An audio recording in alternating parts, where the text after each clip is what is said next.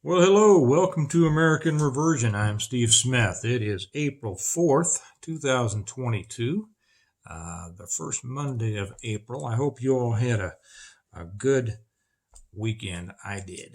And I want to compliment you all on what great senses of humor you have. Uh, you For those of you who didn't get upset at me for my April Fool's joke about Biden resigning, I had some people just mad as heck at me for that, telling me that I was all sorts of horrible, shouldn't joke about things like that, and that was just a terrible thing to do. And they weren't being funny. They said we're unsubscribing this. But the vast majority of you all, of course, are normal, have senses of humor, and I got some of you, didn't I? A couple of you got me back, as a matter of fact, so that was funny. Okay, we've got a year until next time, don't we? Welcome to all the new people, by the way. All the new people that have recently joined on YouTube and over on Patreon. If you like the channel, and we hope that you will subscribe, make sure that you're subscribed.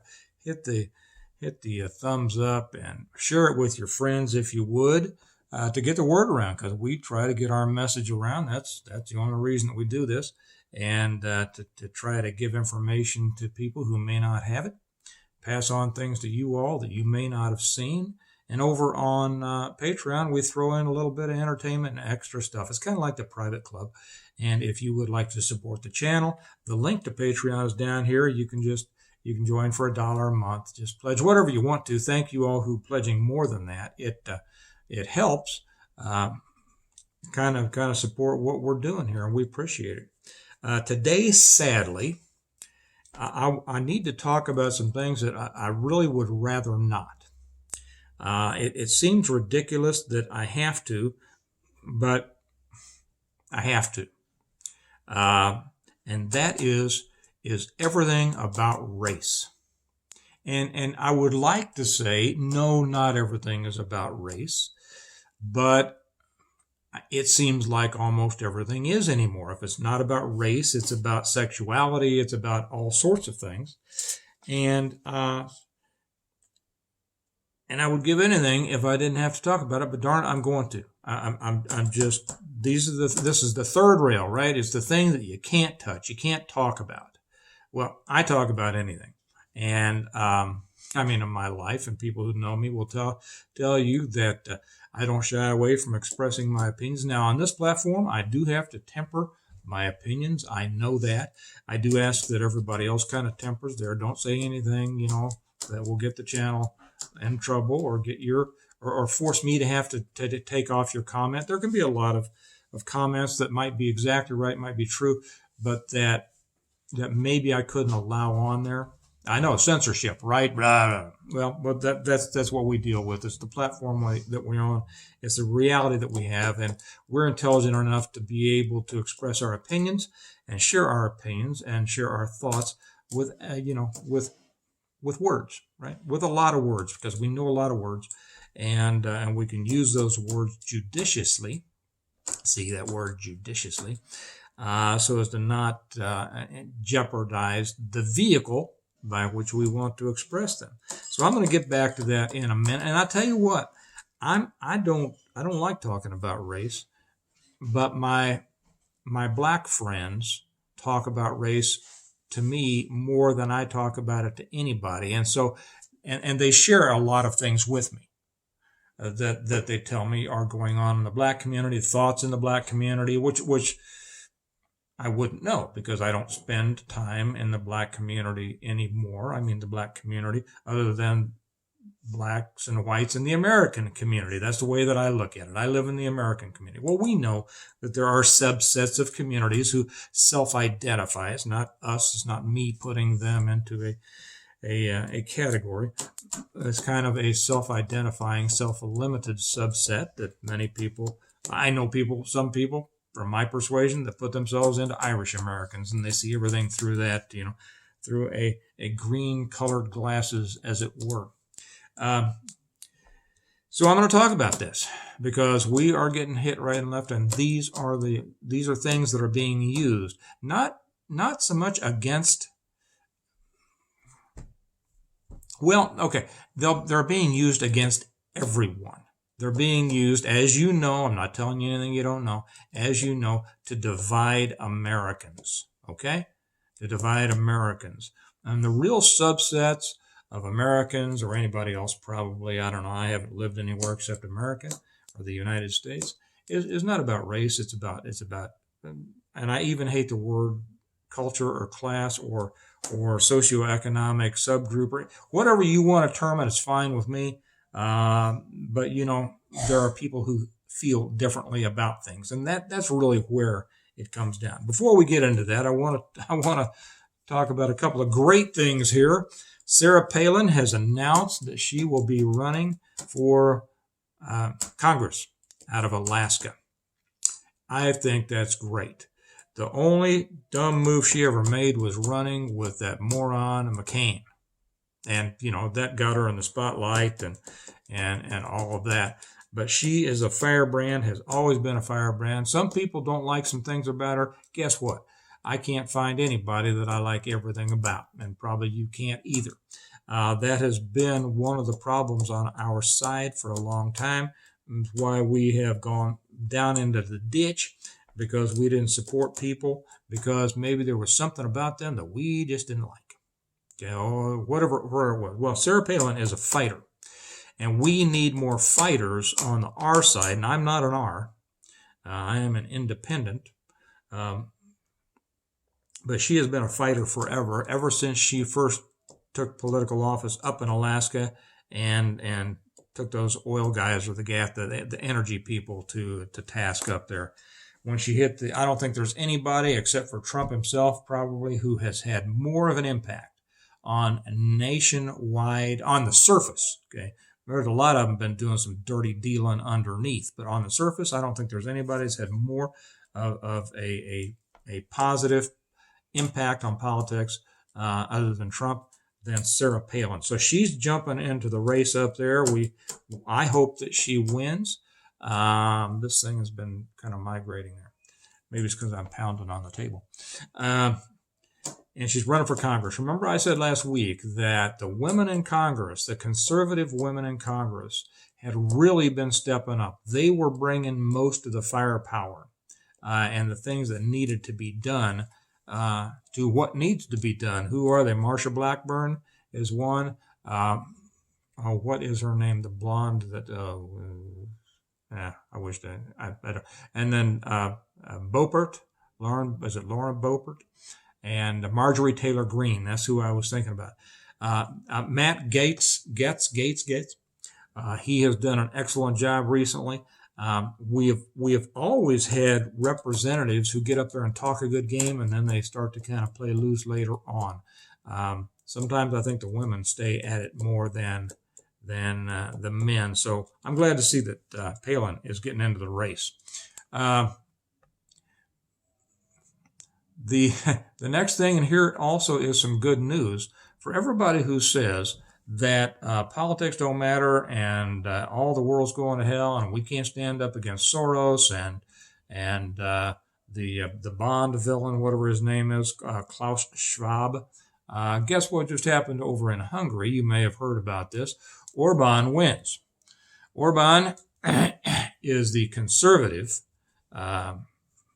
candidate over in Hungary who is standing up for his nation and his national rights. It says here, this is from the Gateway Pundit, you can find it anywhere. Orban wins in Hungary despite massive Soros assault. See, politics can win, but you have to get out there and work your butt off. For those of you, I don't mean any of you, I mean, this is directed at, the representatives of ours who don't, but we have to hold them to account. So it says, in the face of massive opposition from the Biden regime, that's right, the EU, the entire European Union, and George Soros, Viktor Orban's Fidesz party seems to have triumphed in Hungarian national elections. Well, seems to, they did. Speaking in Budapest, Orban said, we've won a victory so big that you can see it from the moon. You can certainly see it from Brussels, meaning the head of the EU. Don't be afraid. Hold on. The motherland is with you. According to current vote counts, Orban's party has won 61% of the seats in the National Assembly. That gives them the power. It was tightly contested election as the EU and Open Society being Soros's group, spent millions to dethrone Europe's most respected conservative voice. Open Society-tied NGOs as non-government organizations have recently tried to introduce a program of transgenderism into Hungary. And guess what? A leader like Orban stood up and said no. In the campaign, the globalist anti-Orban parties had formed an alliance with the neo-Nazi parties to dethrone Orban. Where else do we see? Do we see neo-Nazi parties like maybe Ukraine, right? Let's go now into the part that I don't really want to get into. I didn't want to, but I'm going to because we have to, okay? And I want to know what you all think about this, please. I don't mean to instruct you. You tell me. I want to put this up for your all's consideration. Let me put it that way. And I ask you to, and look forward to reading your well-considered comments on this, because this is a conversation that I think needs to be brought to the surface. It has festered below the surface for so long. It needs to be brought up, and simply sharing honest, respectful opinions, and discussing it more and bringing out the truth on the other side. I think it's beyond time for that. This is out of Breitbart. Appeals court upholds huge verdict. Woke Oberlin College, and they are woke, must pay $31 million to a bakery it smeared as racist. Being called, calling people racist is the easiest thing in the world. And in the past, everybody just kind of curled up and said, oh, no, I'll do whatever you say. Just don't call me a racist or any kind of phobe. Don't do that. Well, you know what? People are standing up, and it is about time. And only through that will real justice prevail. Okay, let me read the body of the article here. Oberlin College must pay a record $31 million to a mom-and-pop bakery that accused the school of ruining its business with false accusations of racism, according to 3 judges on the 9th District Court of Appeals, which issued a 3-0 decision upholding a 2019 ruling in the case. The award is the largest defamation verdict in Ohio history. Read this. Gibson's Bakery, a 135-year-old family business, 135 years, and a family business, a business that was started probably from nothing. It was worked on by the family. It provided multi-generational support. It allowed a family to be their family in control of their own destiny. And they probably paid gazillion of taxes along the way to fund a government who has probably made it as difficult as possible to continue their businesses. Let me start again after my little editorial comment there. Gibson's Bakery, a 135-year-old family business near Oberlin College in Oberlin, Ohio, fell under attack after a 2016 incident in which the owner's son confronted 3 black Oberlin students who were stealing wine from the store, according to a report by the Washington Examiner. They have some pictures here that I'm going to put this over, and I suggest you go look at them over on the Patreon when I'm done with this. I put this, all of the links to what I cover, I put on Patreon. So you can refer to it, send it to your friends, read it again, whatever. One of the students was caught stealing wine bottles from the store, reports Cleveland.com. While the suspects were arrested and later admitted to shoplifting, the ordeal nonetheless sparked school-sanctioned protests, and allegations of racism, which hampered the store's business. In 2019, Lorain County Judge John Moraldi initially awarded the bakery more than $40 million in punitive and compensatory damages, but it was later reduced to $25 million. The bakery was also awarded more than $6 million for lawyers' fees. 3 judges on the 9th District Court of Appeals have now issued a 3-0 decision upholding Judge Moraldi's 2019 ruling.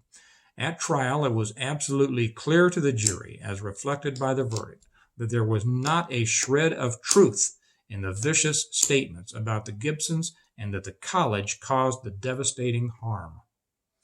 The Gibson family lawyer said after winning the case, the truth prevailed. You know, sometimes the truth will prevail, right, Jussie? The $31 million award, and everybody else who jumped on board and said, well, of course he was a victim of racism. The $31 million award is reportedly the largest defamation in Ohio. Despite the students being guilty, Oberlin College and key administrators, including the school's vice president and dean of students, accused the bakery of racial profiling, claimed the bakery owner and other employees assaulted the students and had a history of racism. That's all they had to say. Just say it. Just make a claim. And these people's business was ruined. After Judge Moraldi's 2019 ruling, Oberlin College refused to apologize to Gibson's Bakery to avoid offending students with different perspectives. This is a sickness, folks. This is a cancer, and this is what's killing this country. It's not just racism. It's all sorts of isms, but we're addressing racism today. At the trial, the jury reportedly heard evidence that college officials even distributed flyers containing the false accusations and encouraged students to boycott and protest the bakery. How'd you all like to be the owner of that bakery? Let me get to another one here. Teen runner sucker punched during high school race considers lawsuit. You know, this is the way to go at it. Remember, what was that kid's name that they called such a racist because he smiled? Hey, Hunter, you in there? What was the name of that kid who was smiling at the guy up at the Capitol, and they called him a racist and trying to ruin him? And Nick Sandman. Nick who? Sandman. Cannon? Sandman. Yeah. That was Mrs. Snerdley. Thank you, Miss. That was Mrs. Snerdley that you heard in the background there. Always my library of knowledge. Somebody asked the other day. They said, "Mr. Smith, are you?" Some call me Mr. Smith. Some call me Steve. I don't care what you call me. Well, yeah, I do, but either of those is acceptable. Somebody made a comment a couple weeks ago. Says, "Steve, are you okay?" He says, you seem to be not remembering things sometimes. I've watched you for a long time, and you seem to be forgetful, and you keep having to ask your wife. And when she wasn't there the other day, you couldn't remember. Well, hey, do you remember everything? I don't. And a lot of I don't care about a lot of these things, but Mrs. Snerdley, she has a mind like a steel trap. She remembers everything, and so that's why I use her. And yes, thank you for your concern. I am fine. But this is kind of the way my mind works this way. While I'm saying something, I've got 10 other thoughts out there doing other things, hoping that I'll be able to retrieve them at the right time when I want to get at them, so I don't try to polish it up much. You get what you get. You get what I am, Now, if you're with me on the other channel, you notice that I speak a little more slowly and a little more judiciously. Because I'm talking about other stuff. But this stuff just lends itself to this. Let me continue this story. The Florida teen sucker punched by another student during a high school race is considering filing a lawsuit against the boy who ran onto the track and attacked from behind last month. Okay. At the end of March, violence erupted during a 1,600-meter race. I hated that distance of race. At the Tahopekaliga Tiger Invitational in Kissimmee, Florida, when the first-place runner was brutally assaulted in the middle of his run. Now, just to make this go quicker, I'm going to insert the race of the runners into this, as opposed to bringing them out at I might. We'll see how it works out. But as opposed to at the end. Or maybe I won't. We'll see. According to reports, the teen who was in first place reportedly yelled at another student to move because he was partially blocking the track. Y'all, have you ever been to a track meet? Everybody needs to stay off the track, right? Except the people running on the track. it's not only rules, it's good manners. But some people aren't raised to have those manners, or they've been raised, or they've been taught they can get away with stuff. Okay. Instead of staying off the track, though, the student who was not a contestant in the race, so this wasn't some guy who was running slowly in front of the first placer, not a contestant in the race, apparently walked out onto the track and stood directly in the front place runner's path on the next lap, causing the runner to shove the student aside. That shove apparently spurred the student to chase after the first place runner and deliver a vicious sucker punch to the back of the first place runner's head. Now, my thought was, if he could catch the first placer, why wouldn't he run? But I guess it was he went across the field or something. The video's down here, and I'm going to put this up over there on Patreon so you all can see it. So he sucker punched him in the head. The unexpected blow caused the runner to tumble to the ground, according to the video of the incident. They shouldn't say according to, they should say as shown in the incidents, because according to just makes it sound like it's a claim, not a fact.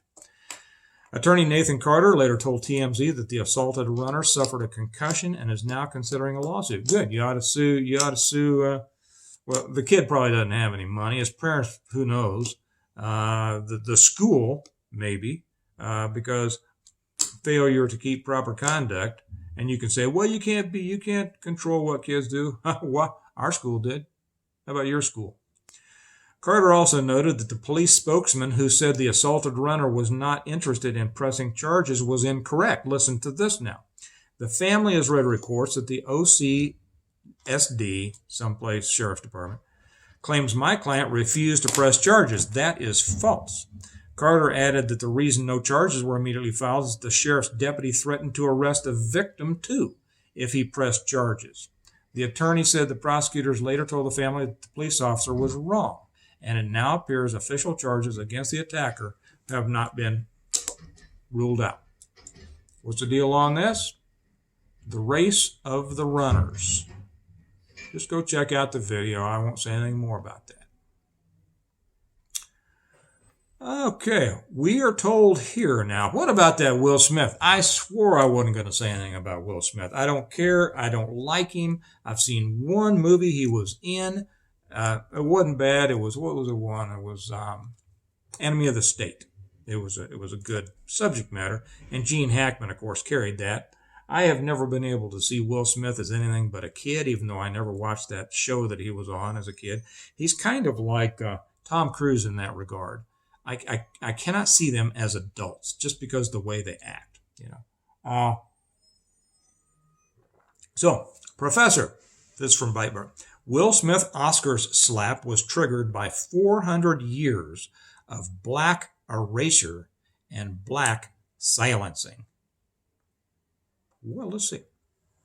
Hunter College professor Isa Nefertari Ulen claims that Will Smith slapping Chris Rock at the Oscars, they're both black, right?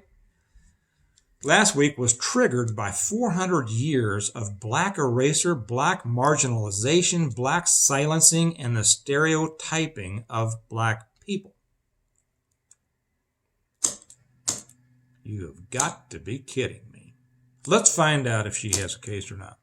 I think that at any time we witness violence, we need to understand that from a place where we recognize the emotional and psychological state that's driving this physical response to a trigger, and Will Smith was definitely triggered that night, Ulan told PBS NewsHour in a recent interview. But I think in the broader context of American society, we need to understand what was happening there, the professor continued. Ulan then went on to claim that Smith, who has an estimated net worth of $350 million, a bit more than this Smith, attacked Rock due to 400 years of black erasure and black silencing. It's really rooted and steeped, it says stepped, I think that means steeped, in a 400-year commitment to black erasure. They keep repeating this, I'm sorry. Black silencing and the stereotyping of black people. All of that was present in a visceral, felt, and real way and the infamous slap. I have no idea what in the world she's talking about. Do any of you, can you make any sense of that nonsense? I guess that's why it's called nonsense, right? There is no sense there. This is idiocy at its height. After the assault, many in Hollywood turned on Smith, referring to his onstage meltdown as a display of toxic masculinity. All right, it's either got to be because of racism or toxic masculinity. It can't be because he's an idiot, right? He is a guy who can't control himself, who's been babied and pampered all of his life. I don't know what his life was like before he became an actor. Maybe it wasn't pampered, but I'll guarantee it's been pampered since. This is the height of idiot. We are to excuse this behavior because of 400 years of some kind of idiocy. So I said at the beginning of this, Professor, what's your name? Where are you in here? Where are you? Professor Ulan, is it? Yeah. Professor Aisa Nefertari Ulan. I said we were going to see whether you had a case or not. I find, as the judge in this case, you do not, and I sentence you to continue your life of apparent ignorance. Okay, we'll go to the next one. I know you all think I'm getting kind of hard on this. This kind of idiocy is what's tearing our country apart. We're talking about race here. Do you all have black friends? Some of you all are black. I know that you are. Please comment on this. My black friends are more upset at this than I am. And the reason that I am upset, first off, it's stupid. Secondly, it's tearing our country apart. And thirdly, that there are just too many good people who are, as a result of this idiocy, unfairly painted with the association brush, and what they may do may be what they have earned and what they work for and what they do and what they're capable of is somehow tarnished with this thought that, well, maybe they got some of it because of set-asides, right? Whatever. They got away with things because they're black, and that is entirely unfair to them. All these idiots should be punished because of what they did, because of their problem, nobody else's. And until we get to that point, somebody said something like, wasn't it something like, I have a dream that someday my little grandchildren will grow up in a country where they're judged not by the color of their skin, but their character. Didn't somebody say that? I don't think I just made that up. I don't see, maybe if more people worked for that, the content of their character. Let's go over here now to the MSNBC, the Cross Connection host, Tiffany Cross. White people don't fully understand Will Smith's slap. There's a nuance to what happened. Well, the nuance was one man walked over to another and without physical provocation, don't tell me this stuff about provocation. He did it because his wife glared at him. Okay. And without provocation, assaulted and battered another American citizen. Two Americans. One hit the other one. Cut and dried. But let's investigate the nuances here. The Cross Connection host, Tiffany Cross. I got to read fast because I've only got about another minute. I'm sorry. I'm going to have to continue the rest on a separate one. Tiffany Cross on Sunday attempted to explain Will Smith's slap of Chris Rock on last week's Oscars to white people, who she claimed did not understand why black people wanted them to refrain from opining on the incident. Well, Miss Cross, I am not going to refrain because it was an assault by one man on another. And guess what? I'm a human. So are they. I'm going to comment. And I have an opinion. My opinion is you're, I don't know. The Griot columnist Michael Harriot asserted it was hard to explain to a white person what's the difference between an open-handed slap and a punch. They consider it all violent. Yeah, because it's all an assault. Did you know that, Michael Harriot? Cross said there was a nuance to what happened and likened it to a guest commenting on an incident inside someone else's home. Get this. I will try to put this in context for our white fellow countrymen as best I can, cross outline. And really, truly, Black America, there's a commonality amongst us all. And if we went to a white person's home and it was their family dinner and we were sitting at the table and the mother hauled off and slapped the father and everybody at the table has an opinion, the sister's like, Mom, you always do this. The brother's like, I can't believe you're doing this. And Dad is like, you're terrible. What? If I weigh in as a guest in this home and I say, yeah, you guys are terrible, everybody's like, I'm sorry. When did you get an opinion? This is our family table. She added, that's what this moment felt like for many of us, and there's a nuance to what happened that we should get into. Well, let me advise you of something, Miss. Who are you anyway? Cross? Miss Tiffany Cross? The table that we're all sitting at is the American table. It's not a black table. It's not a white table. It's the American table. It's a table that recognizes people as human beings who have a right not to be attacked by others or suffer because of other people's improper, incorrect behavior. That's our table. If you sit at a separate table, I feel sorry for you, but you are the problem because you do and because you push it. I got to go. I'm sorry. I'll pick this up. We got more to cover in a second one. You all have a great day. Remember that America needs a reversion. It needs you to be a part of it. And I'll talk to you next time. Bye-bye.